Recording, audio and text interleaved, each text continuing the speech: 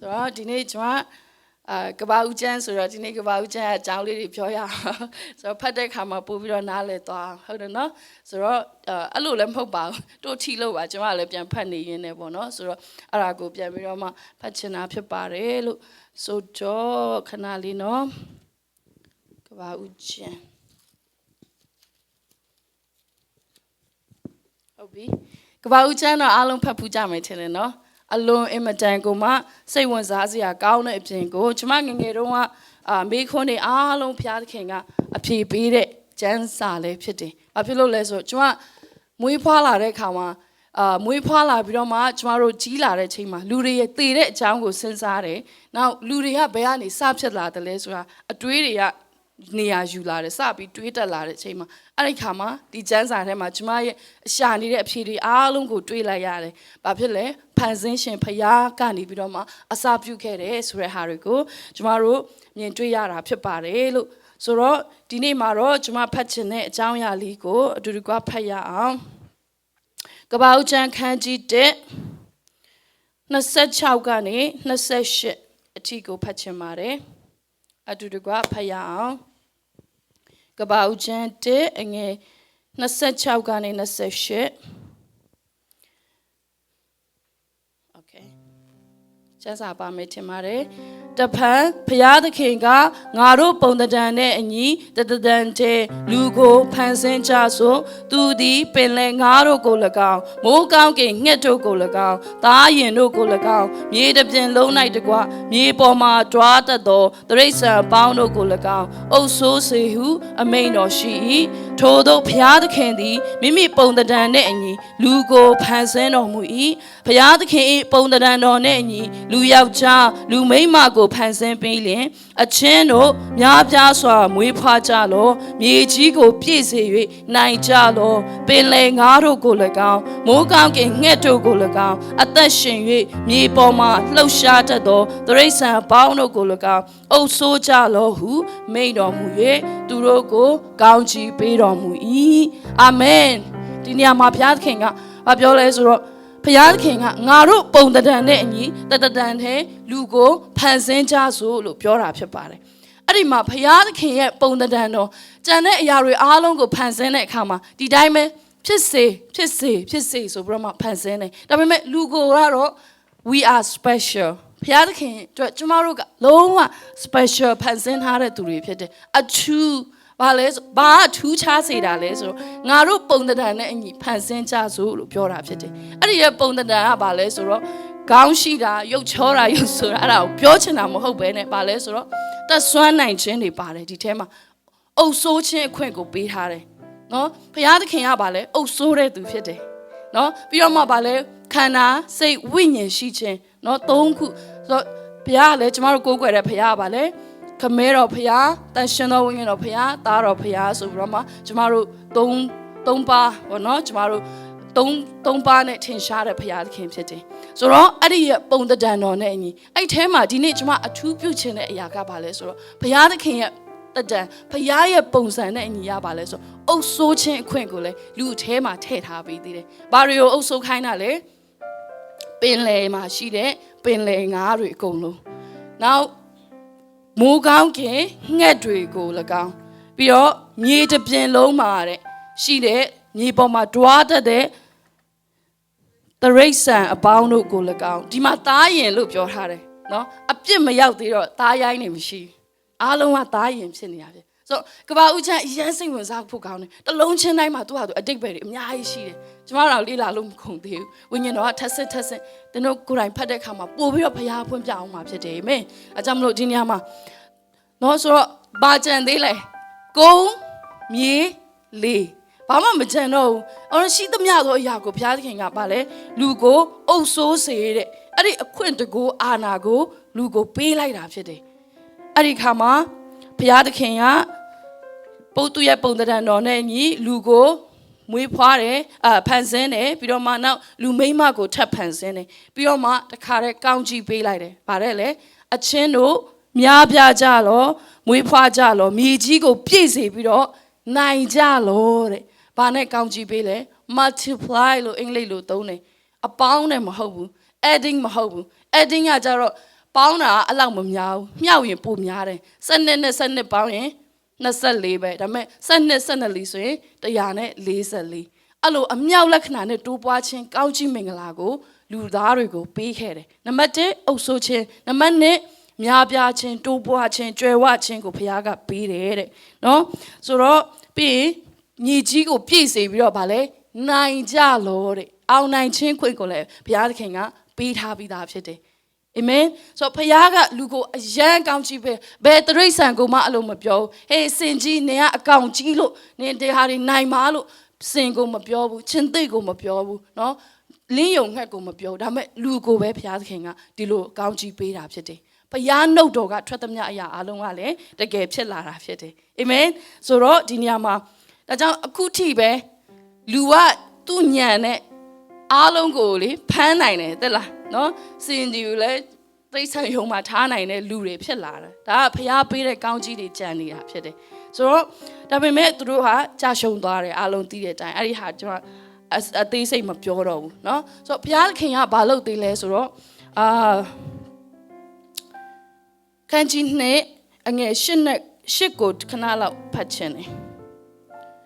ရှစ်မှာပြောလဲဆိုထာဝရဘုရားသခင်သည်လည်းအရှိမျက်နှာအေဒင်ရက်၌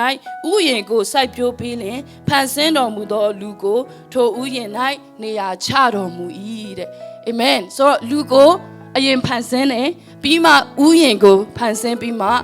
ဥယျင်ထဲမှာအားလုံးပြည့်စုံဖြစ်တဲ့ချိန်ကြမှာလူကိုသွားထားတယ်တဲ့နော်ဆိုတော့ဘုရားသခင်ကလေအမြဲတမ်းထုတ်ခဲ့တော့ပဲကျမတို့2026ကဘာဖြစ်မလဲဆိုတာမသိရသေးဘူးဒါပေမဲ့ဘုရားသခင်ကအေဒင်ဥယျာဉ်မှာလူကိုထားတဲ့ကဲတော့ပဲကျမတို့အတွက်ကြိုတင်ပြင်ဆင်ပေးပြီးသားဘုရားသခင်ဖြစ်တယ်ထိုဘုရားရှင်နာမတော်တာ၍ဘုန်းကြီးပါစေအဲတော့ကျမတို့တယောက်ချင်းစိုးရိမ်စရာအမှုကိစ္စအားလုံးကိုဘုရားကိုအနံ့ရအောင်ဘုရားကကျမတို့ကိုတာဝန်ယူတဲ့ဘုရားဖြစ်တယ်အာမင်အဲကြောင့်မလို့နောက်18မှာဆိုရင်ဗာပြောလဲဆိုတော့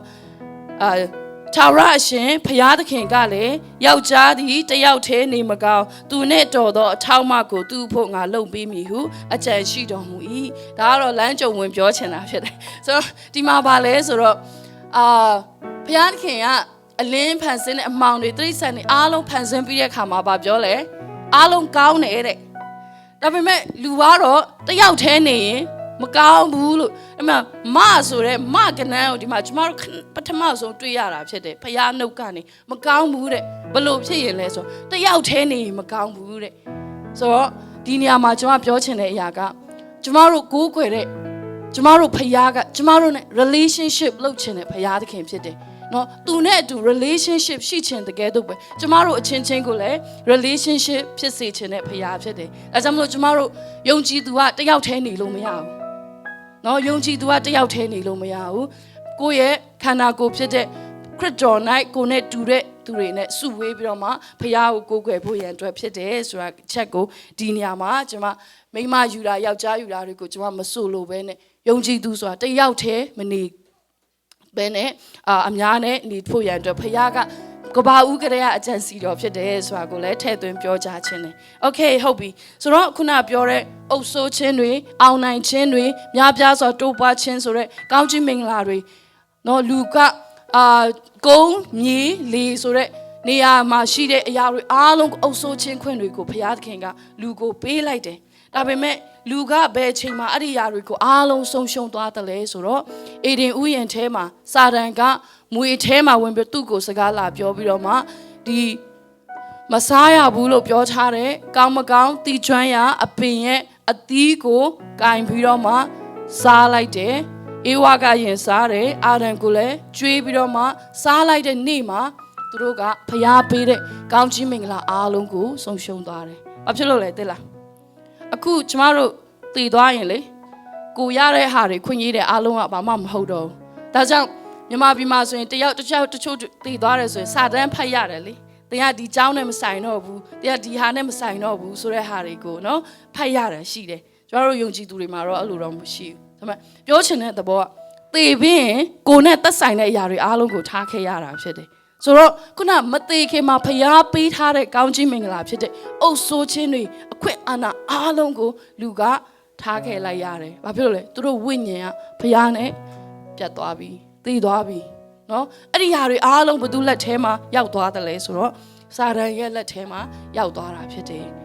နော်အဲ့ဒီခါမှာတဲ့ဒါပေမဲ့ဘုရားသခင်ကလုံးဝကျမတို့ကိုမကြည့်ရနိုင်ဘူးနော်အာနာဆုံးရှုံးသွားတဲ့အရာတွေအားလုံးကိုပြန်ပြီးတော့မှပေးခြင်းတဲ့ဘုရားဖြစ်တယ်အဲ့ဒီခါမှာ तू ဘသူကိုစေလွတ်လိုက်လဲယေရှုခရစ်တော်ဘုရားကိုစေလွတ်လိုက်တယ်ယေရှုခရစ်တော်ဘုရားကိုယ်တိုင်ကောင်းကင်ကနေဖြစ်တဲ့သူကလောကမှာဆင်းကြွလာခဲ့တယ်ကျမတို့ယောမ9ကိုတူတကွခဏလောက်လေးဖတ်ချင်ပါတယ်ယောမ9မှာ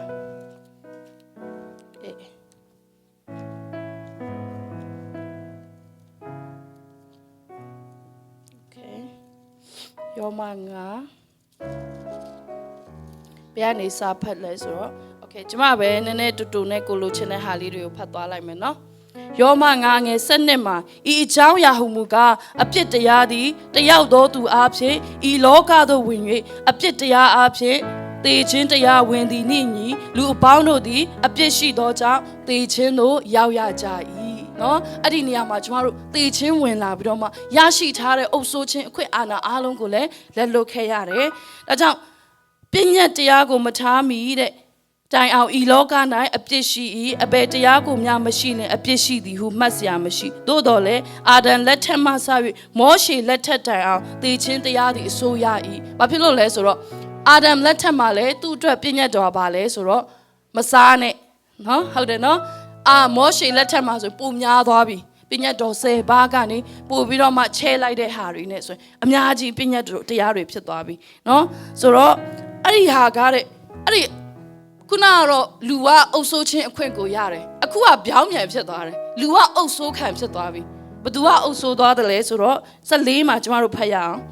သို့တော်လည်းအာဒံလက်ထက်မှစ၍မောရှေလက်ထက်တိုင်အောင်သေခြင်းတရားသည်အစိုးရ၏အာဒံပြစ်မှားသည်နီးတူမပြစ်မှားသောသူတို့ကိုပင်အစိုးရ၏ထိုအာဒံသည်နောက်လာလက်တန့်သောသူ၏ပုံပမာဖြစ်သည်တဲ့ဒီနေရာမှာဘာကအစိုးရခံဖြစ်သွားလဲလူတွေကိုအပြစ်တရားဆိုရက်သေခြင်းတရားနဲ့အပြစ်တရားကလူကိုပြန်အုပ်ဆိုးသွားတာဖြစ်တယ်နော်လူကအပြစ်နော်အဲ့ဒီအသီးလေးကိုစားလိုက်မိတာနဲ့ကိုဘာဖြစ်သွားလဲဆိုတော့အုပ်ဆိုးတဲ့သူကနေပြီးတော့မှအုပ်ဆိုးခံဘဝကိုပြောင်းသွားရတာဖြစ်တယ်နော်အခါမှာနေရာမှားသွားပြီအဲ့ဒီမှာလုံးဝဒါပေမဲ့တရင်ကောင်းရှိတယ်နော်15မှာသို့တော်လည်းပြစ်မှားခြင်းသဘောနဲ့ဂျေဇုတော်မတူအကြောင်းမူကားလူတစ်ယောက်သည်ပြစ်မှားသောအဖြစ်လူအများတို့သည်သေခြင်းသို့ရောက်ကြ၏တယောက်သောသူတည်းဟုသောယေရှုခရစ်အားဖြင့်ဘုရားသခင်၏ဂျေဇုတော်နှင့်ဂျေဇုတော်၏အကျိုးသည်လူများတို့အား၌သာကြွယ်ဝပြည့်စုံ၏တဲ့16လဲထပ်ဖတ်ခြင်းနဲ့ထိုမှတပါလူတစ်ယောက်ပြစ်မှားသောအရာနဲ့ဂျေဇုတော်အရာမတူအကြောင်းမူကားတရားစီရင်သောအရာမှာအပြစ်တစ်ခုကြောင့်ဒဏ်ခံစေဟုစီရင်၏ဂျေဇုတော်အရာမှာအပြစ်များလျက်ပင်လွတ်စေဟုစီရင်၏တဲ့အာမင်ဒါကြောင့်မလို့ကျမတို့ဂျေဇုတော်ကဘာလဲဆိုတော့ကျမတို့အာဒံနောက်လာလက်တန့်သောအာဒံဆိုတဲ့ဒုတိယအာဒံလို့လည်းခေါ်တယ်အဲ့ဒီကသူကဘာတူလဲဆိုတော့ယေရှုခရစ်တော်ဖခင်ဖြစ်တယ်เนาะ second Adam လို့လည်းခေါ်ကြတယ် the last Adam နောက်ထပ် Adam မရှိတော့ဘူးเนาะယေရှုခရစ်တော်ကကျမတို့အတွက်အာဒံဒုတိယဘုရားသခင်ကပထမအာဒံကတော့ကျမတို့ကိုကောင်းချီးမင်္ဂလာတွေကိုမတည်ပိုးနိုင်ဘဲနဲ့ကျမတို့ကိုအုပ်ဆိုးတဲ့သူကနေပြီးတော့မှအုပ်ဆိုးခံဘဝကိုပို့ဆောင်ခဲ့ပေမဲ့နောက်ဆုံးသောအာဒံဆိုတဲ့ယေရှုခရစ်တော်ဘုရားကတော့ထိုအရာတွေဆုံးရှုံးသွားတဲ့အရာတွေအားလုံးကိုပြန်ပြီးတော့မှ undo เนาะပြန်ရယူပိုးဖို့ရန်အတွက်ကျမတို့အတွက်ကြွလာတဲ့ဘုရားဖြစ်တယ်တဲ့เนาะဆိုတော့စက္ခုံကိုကျမအတူတူကဖတ်ခြင်းနေထိုမှတပါလူတစ်ယောက်သည်ပြစ်မှားသောကြောင့်ထိုတစ်ယောက်သောသူအဖြစ်သေခြင်းတရားသည်အစိုးရ၏ဂျေဇုတော်၏ကျွယ်ဝခြင်းကို၎င်းဖြောင့်မတ်ရသောသွင်းပေးတော်မူခြင်းကို၎င်းခံရသောသူတို့သည်တစ်ယောက်သောသူတည်းဟုသောယေရှုခရစ်အဖြစ်အသက်ရှင်၍အောက်မှာပါလဲစိုးစံရတာ၍စိုးစံရကြလက်တံအာမင်ပြန်လေပြီးတော့မှအုပ်ဆိုးခြင်းအခွင့်ကိုဘုသူအားဖြင့်ပြန်ရရှိတယ်လဲဆိုယေရှုခရစ်တော်အားဖြင့်ကျမတို့ကပြန်ရရှိတာဖြစ်တယ်ယေရှုခရစ်တော်ဘုရားဘလို့ပြန်ပြီးတော့မှအဲ့ဒါတွေအကုန်လုံးဘလို့ပြန်ယူလဲကျမတို့ကွန်ပျူတာမှာစာတိုက်ပင်မှရင်ဘာလုပ်လဲ control Z ဆိုတာလေးနှိပ်တယ် undo ပြန်လုပ်လို့ရတယ်ဒါပေမဲ့ဒီအပြစ်တွေက လောကလူသားအနေနဲ့ကိုဟာနဲ့ကိုအန်ဒူးပြန်လှုပ်လို့မရဘူးဒါပေမဲ့ယေရှုခရစ်တော်ဘုရားဘယ်လိုလှုပ်ပေးခဲ့တယ်လဲနော်ယေရှုခရစ်တော်ဘုရားကကဲကောင်းမကောင်းသိကျွမ်းရအပင်ရဲ့အသီးကိုစီကိုဘသူကတစ်ချိန်လုံးသွားနေရလဲအေးဝ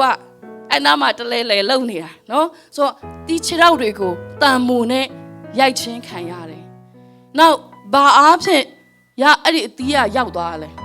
လက်အားဖြင့်အဲ့ဒီလက်ကိုယေရှုခရစ်တော်ဘုရားကဘာလုပ်လိုက်လဲတန်မူနဲ့ရိုက်ချင်းခံရတယ်စက်ထန်တောင်လည်းအများကြီးပြောပြသွားပြီအသွေးမသွန်းလောင်းရင်အပြစ်လွတ်ခြင်းမရှိဘူးတဲ့နောက်ပြီးတော့မှဘာဖြစ်လဲဆိုတော့နံရိုးကိုထိုးချင်းခံရတယ်တဲ့နံရိုးကဘယ်သူထွက်လာလဲအေးဝါထွက်လာတာဖြစ်တယ်เนาะဆိုတော့ဒီနံရိုးကိုထိုးတာအကြောင်းမဲ့ထိုးတာမဟုတ်ဘူးအန်ဒူးပြန်လုံနေတာเนาะအခုနဖြစ်ပြက်သွားတဲ့ဟာတွေเนาะအေးဝါအားဖြင့်အေးဝါကစာတန်ရန်သူရဲ့စကားကိုနားထောင်လိုက်ခြင်းအားဖြင့်သူအားဖြင့်ဖြစ်တဲ့ခါကျတော့ဒီဟာကိုပြန်ပြီးတော့မှအန်ဒူးလုပ်တယ်နောက်ဆုံးမှာဘုရားသခင်ကချိန်ချင်းကိုသူတို့ရသွားတယ်လေเนาะဘုရားကိုပတ်ပေးလိုက်တယ်ဗာလဲမြေကြီးပေါ်မှာစူးပင်အမျိုးမျိုးကိုငါပေါက်စီမယ်တဲ့နော်သူတို့နှစ်ဖူးကနေချိန်မကြတဲ့အထိအလုံးလုံးတဲ့အခါမှာအဲ့ဒီအကြမှာပဲထမင်းစားရမယ်ဒါကြောင့်ဒီအမေရိကန်မှာဆိုရန်တိတာဟုတ်တယ်နော်ဒါပေမဲ့ဂျေဇုတော်ကြောင့်ကျမတို့တွေကပေါ့ပါခြင်းခွင့်ကိုယေရှုအားဖြင့်ရကြတယ်အာမင်ဘုရားရှင်သားရဲ့ဘုန်းကြီးပါစေအာမင်ဒါကြောင့်မလို့ကျမတို့အဲ့ဒီစူးရစ်တရဖူကိုလှုပ်ပြီးတော့မှခရစ်တော်ကိုစောင်းစီကြတဲ့အရာကဘာလဲဆိုဂျိန်ချင်းတွေကိုခြေဖြတ်နေတာဖြစ်တယ်အာမင်နောက်ပြီးတော့မှဘုရားကဘာပြောလဲဆိုတော့သင်ကိုဖနှောင်းနဲ့ခေါင်းကိုကြိတ်မယ်တဲ့သူကတော့သင်ကတော့သင်ရဲ့ဖနှောင်းကိုပဲသင်ကြိတ်နိုင်မယ်သူကတော့သင်ရဲ့ခေါင်းကိုကြိတ်မယ်ပြောလို့ရန်သူစာတန်ကြီးကတော့အဲ့ဒီစူးနဲ့ယေရှုခရစ်တော်ရဲ့ခေါင်းကိုကြိတ်လိုက်ပြီလို့သူကထင်တာဒါပေမဲ့ तू မှားသွားတယ်အာမင်3ရက်လောက်တော့ तू ပြောလိုက်တယ်နော်ခရစ်တော်ကပြန်ရှင်ပြန်မထမြောက်ဘူးဒါပေမဲ့ရှင်ပြန်ထမြောက်ပြီးနောက်ပိုင်းမှာအဲ့ဒီအခွင့်အရေးတွေအားလုံးကိုယူသွားပြီအဲ့ကျမ်းပိုက်ကိုကျမတို့တူတူကဖတ်ရအောင်နော်ကောလောသဲခန်းကြီးနဲ့ကောလောသဲခန်းကြီးနဲ့အငယ်14နဲ့15ကိုတူတူကဖတ်ချင်ပါတယ်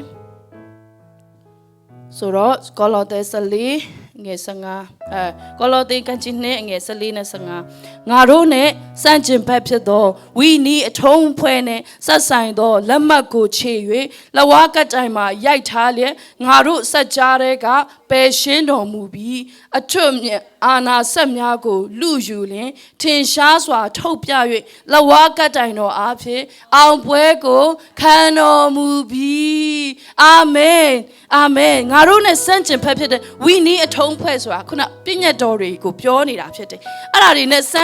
အဲ့ဒါတွေရဲ့ဆက်ဆိုင်တဲ့လက်မှတ်တွေကိုခြေလိုက်ပြီးတဲ့အဲ့ဒါကြောင့် new covenant ပရိညင်အသစ်တရားအသစ်ကိုကျမတို့ကိုပေးတယ်အသွေးတော်နဲ့ဒါကြောင့်ဒီနေ့ကျမတို့ပွဲတော်စားမှာဖြစ်တယ်ဒီပွဲတော်ကဘာကို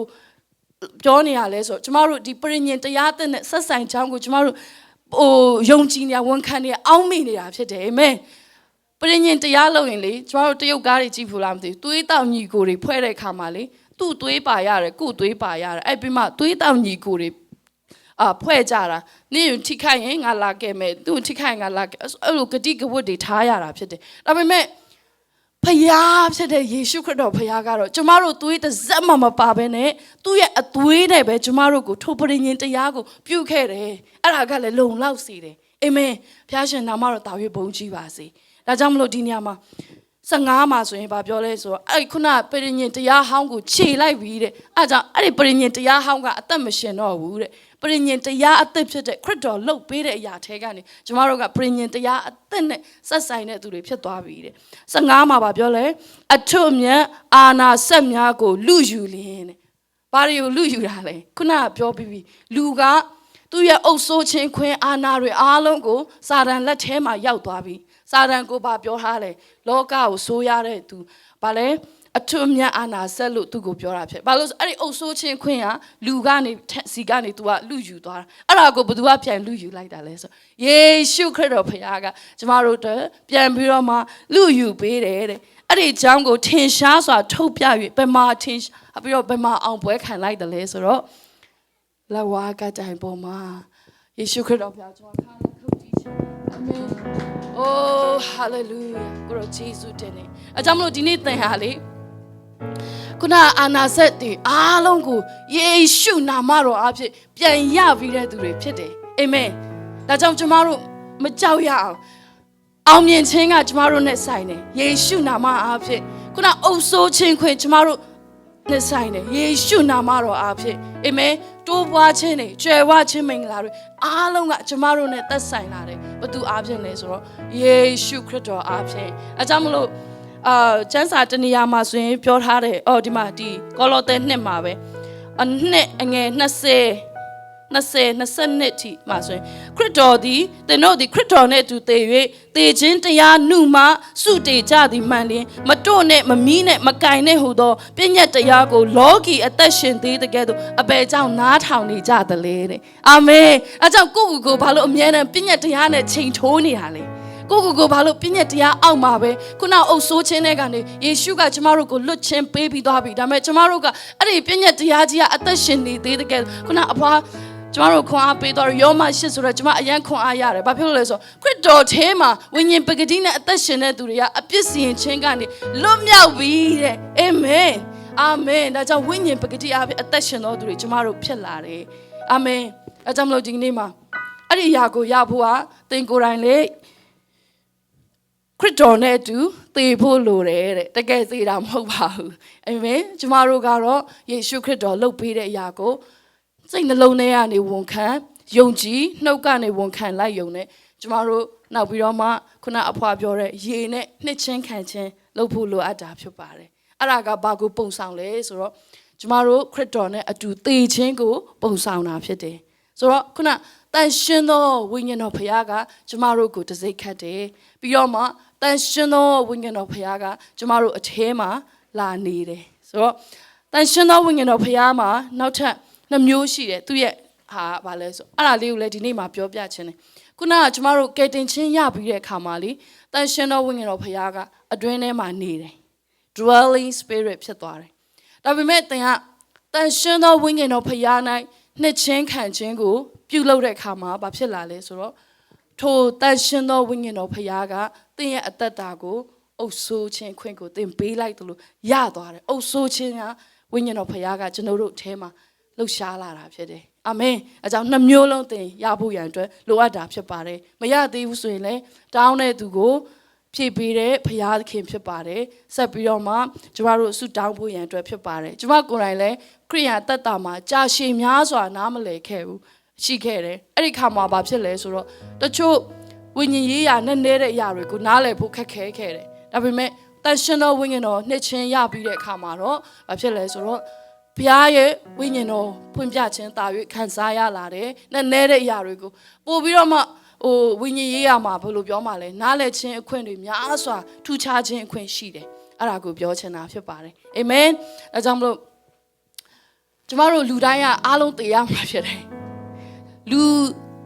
ခဏသိပြီးတော့မှပြန်လာတဲ့လူတယောက်ရဲ့တက်တည်ခံချက်ကိုကျွန်တော်မနေ့ကတွေးလိုက်တယ်အဲ့ခါမှာဘုရားကဒါကိုလည်းပြောစီချင်တယ်လို့နှလုံးသားထဲမှာအယံခံစားတဲ့အတွက်ကျွန်တော်အဲ့ဒါလေးပြောချင်တယ်အဲ့ဒီတယောက်ကဘာလဲဆိုတော့ तू ကသိသွား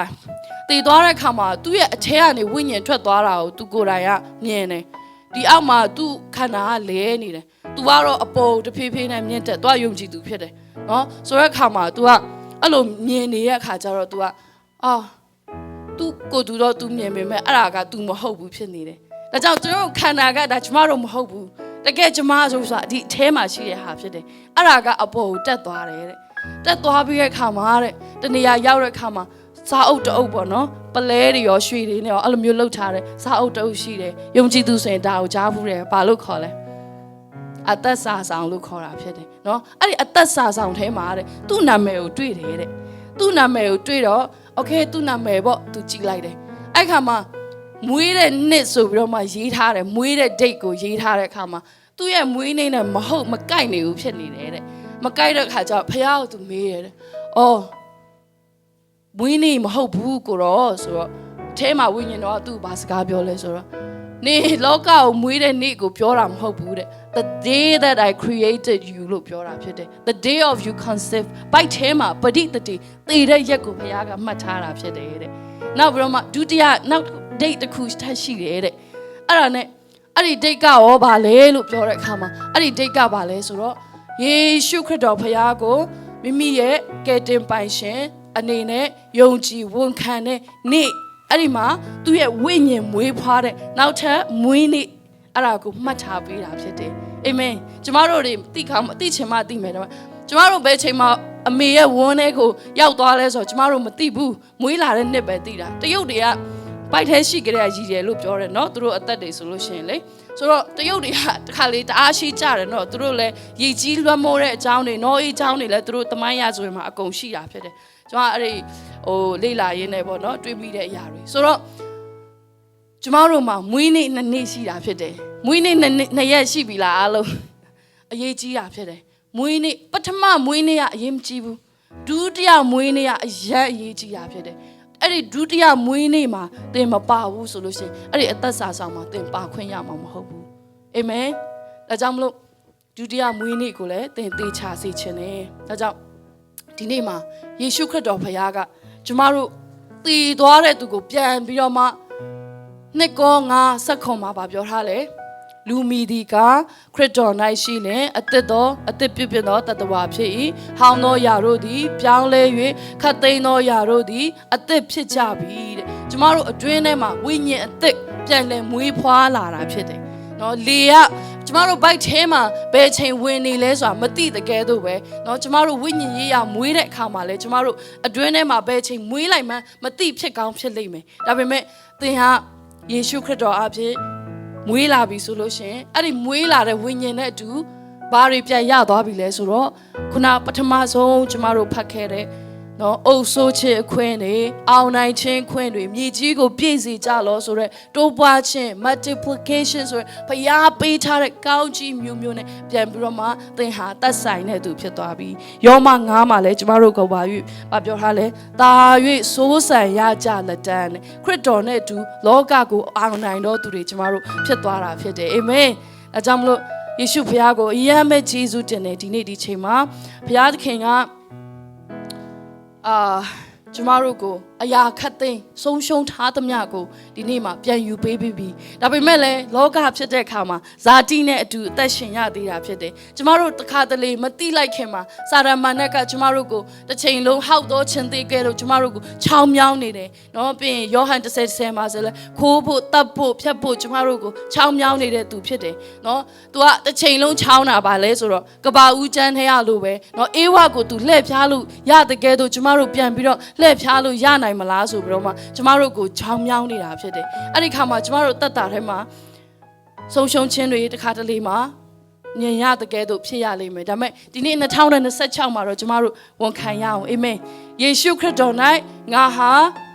အုပ်ဆိုးတဲ့သူဖြစ်တယ်ယေရှုခရစ်တော်၌ငါဟာကြွယ်ဝတဲ့သူဖြစ်တယ်တိုးပွားမဲ့သူဖြစ်တယ်ယေရှုခရစ်တော်၌ငါဟာအောင်မြင်တဲ့သူဖြစ်တယ်စာရန်ရဲ့2025မှာငါစီကခိုးထားသမျှအားလုံးကိုပြန်ပေးပါလို့ယေရှုနာမ၌ကျမတို့ပြန်သိမ်းဖို့ရန်အတွက်ဖြစ်တယ်ကျမ Revive America တစ်ခေါက်သွားတဲ့အခါမှာကျမတို့ဆရာတယောက်ကလှုပ်တဲ့အရာကိုတော့နှလုံးသားထဲမှာတော်တော်ဆွဲကြံတယ်။ဘာလဲဆိုတော့ဒေါ်လာ100ကိုသူကပေးလိုက်တဲ့အခါမှာပေးပါလို့ပြောတဲ့အခါမှာသူကပေးလိုက်တယ်တယောက်ကယူထားလိုက်ပြီးတော့မှအဲ့လိုပဲဒီတိုင်းပဲယူထားတာနေပြီးတော့မှOkay ဆိုရင်ပြန်မတောင်းကွာ तू ကပြန်မတောင်းတဲ့ခါကျတော့လေဟိုကလည်းပြန်မပေးသိရမလားဆိုတော့ကျမတို့ပြန်မတောင်းရင်ပြန်မပေးပဲမပေးဘူးเนาะစာတန်ဒါကြောင့်ကျမတို့ယေရှုနာမ၌ကျမတို့ဆုံးရှုံးထားသမျှတွေအားလုံးကိုယေရှုနာမ၌ငါပြန်ယူတယ်ငါရဲ့ financial မှာဟလာငါရဲ့ကျမ်းမာရေးကဏ္ဍမှာငါရဲ့အလုပ်ကဏ္ဍမှာငါရဲ့ကဏ္ဍအသီးသီးမှာဘာတွေခိုးယူထားတယ်လဲကျမတို့ပြန်ပြီးတော့မှယေရှုနာမနဲ့အဲ့ဒီຢာတွေအားလုံးကိုပြန်ယူရမှာဖြစ်တယ်အာမင်ဒီခွင့်ရေးကိုတင့်မှာအပြည့်ဝရှိတယ်ဆိုတာကိုဒီနေ့သတင်းကောင်းလာပြောပြတာဖြစ်ပါတယ်အာမင်ဒါကြောင့်မလို့ကျမတို့မိုက်တွေ့ပြီးတော့မှ2026ကိုကြော်ဖြတ်မဲ့သူတွေမဟုတ်ဘူးအောင်မြင်ခြင်းနဲ့ထူးဆန်းတဲ့မှုရာတွေနေရာယူမဲ့2026ဖြစ်ပါတယ်အာမင်ဖခင်သခင်ရှေ့မှာတည်ခြင်းနဲ့အပြစ်ကအုပ်ဆိုးတဲ့ချိန်မှာဗာလဲဖခင်ကအာရန်နဲ့ဘယ်မှာလဲဆိုပြီးတော့မှရှာရတယ်အာရန်ကဖျားရှိရာကနေသူပုန်းနေတာဖြစ်တယ်ဒါပေမဲ့ဒီ ဒီမှာကျမတို့ယေရှုခရစ်အဖြစ် restoration နော်ပြန်ပြီးတော့မှနေရာချထားခြင်းခံတဲ့သူတွေကဂျေဇုတော်ပလင်ကိုရဲရင်စွာနဲ့တိုးဝင်မဲ့သူတွေကျမတို့ဖြစ်ကြပါတယ်အာမင်ဖခင်စီကနေပုံးချောင်မဲ့သူတွေရှိလားဒီမှာတယောက်မှမရှိဘူးဖြစ်တယ်ဒါကြောင့်ဆရာတရားပါပြောဆိုလူတွေရတဲ့ငါဘာငါကဲတင်ချင်းရလားမရလားမရလားမရလားရလားမရလားဟာငါခဏနေရချမပါမလားမပါဘူးလားအဲ့လိုမျိုးတစ်ချိန်လုံးမေးခွန်းဖြစ်နေတဲ့သူကဘာဖြစ်နေရလဲဆိုတော့ကိုကြည်လို့ဖြစ်တယ်တဲ့ဟုတ်တယ်နော်ခုနအဖွားလည်းပြောတာတရှင်တော်ဝိညာဉ်တော်ဘုရားကိုစိတ်မနာစအကြနဲ့ဆိုဟာကျမတို့လည်းမထိန်နိုင်ဘူးနော်ဒါလည်းအော်မိတယ်ငေါမိတယ်စူမိတယ်ဟိုကိုကလေးနဲ့ပဲဖြစ်ဖြစ်တချို့ကိစ္စတွေမှာလည်းရှိမိတယ်ပြန်ရုပ်သိမ်းမလားတဲ့ကျွန်တော်ကတော့မရုပ်သိမ်းဘူးလို့ပဲပြောပြရစီဘာဖြစ်လို့လဲဆိုတော့ဒါဝိမင်းကြီးကလေဂျေဇုတော်ခင်မှာမွေးတဲ့သူမဟုတ်ဘူးဂျေဇုတော်မတိုင်ခင်မှာမွေးတဲ့သူဖြစ်တယ်ဒါဝိမင်းကြီးကဆာလံမှာဗာရေးခဲ့လေတန်ရှင်တော်ဝိညာဉ်တော်ကိုရုပ်သိမ်းတော်မမူပါနဲ့တဲ့သူဘာအပြစ်လုပ်တဲ့ချိန်မှာလဲဘာတရှိဘာနဲ့ပြစ်မှားတယ်နောက်ဘာလဲသူ့ယောက်ျားကိုတတ်တဲ့အပြစ်လုပ်တဲ့ချိန်မှာဘုရားဝိညာဉ်တော်မရုပ်သိမ်းခဲ့ဘူးနော်သူအားဖြင့်သူ့ရဲ့မျိုးနွယ်ထဲမှာယေရှုခရစ်တော်ဘုရားကိုမွေးဖွားလာခြင်းကိုပြည့်စုံစေခဲ့တဲ့ဘုရားဖြစ်တယ်အာမင်ဂျေဇုတော်ခက်မတိုင်ခင်မှာတောင်မှကျမတို့နေရာမှန်မှမရှိတဲ့အချိန်မှာတောင်မှဝိညာဉ်တော်ဘုရားကိုမရုပ်သိမ်းပေးတဲ့ဘုရားသခင်ကဒီခေတ်ကျမတို့ဝိညာဉ်တော်ဘုရားကိုကြွယ်ဝစွာသွန်းလောင်းတဲ့ဒီနေရာမှာကျမတို့စီကနေမရုပ်သိမ်းပါဘူးဒါကြောင့်ကျမတို့ကအမြဲတမ်းဘု து ကိုပဲကြည်ဖို့ရန်အတွက်ဖြစ်တယ်လဲဆိုတော့ယေရှုခရစ်တော်ရဲ့ undo လုပ်ခဲ့တဲ့အရာတွေကျမတို့ကိုယ်စားလှုပ်ဆောင်ခဲ့တဲ့အရာတွေကိုပဲပြန်ကြည်ဖို့ရန်အတွက်ကျမတို့ဖြစ်ပါတယ်ဒါကြောင့်တခုခုကိုယ်အထဲမှာရှိလာတဲ့အရာတွေဆိုရင်ခရစ်တော်ကိုပဲကျမတို့ပြန်ကြည်အောင်ယေရှုခရစ်တော်ကနော်ဖြူစင်တဲ့သိုးတငယ်ဖြစ်တယ်ဒါကြောင့်ဆက်ထန်သားပါရေးလဲကြည်ရှုလော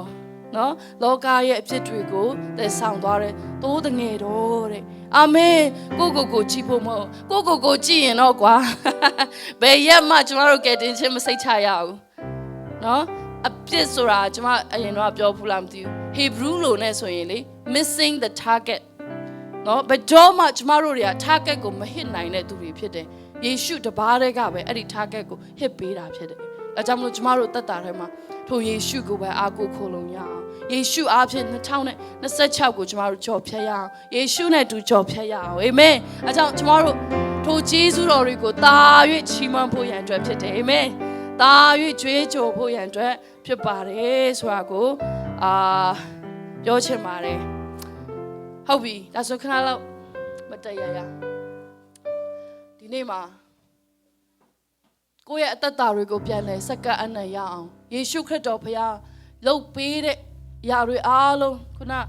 ဒီကောလောသဲထဲမှာပြောထားတဲ့အထွတ်မြတ်အာနာစက်တွေစီကနေလူယူပြီးတော့မှထင်ရှားစွာထုတ်ပြ၍လက်ဝါးကတိုင်တော်အားဖြင့်အောင်ပွဲကိုခံတော်မူပြီး